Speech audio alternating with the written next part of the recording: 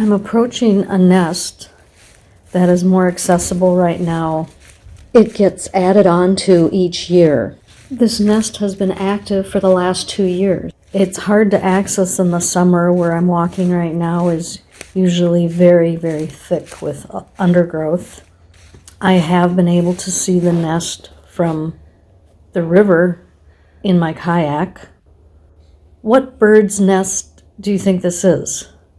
Here's a hint.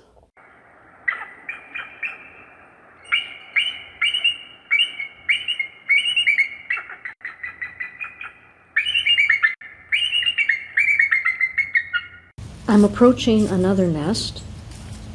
It's near a small lake in Brainerd, and it's just off a bike trail, which is a little unusual for this particular type of bird. It's a former squirrel's nest that was converted into a bird's nest. There were 2 nestlings in this nest this year. They grew to maturity and left the nest successfully. What bird used this nest?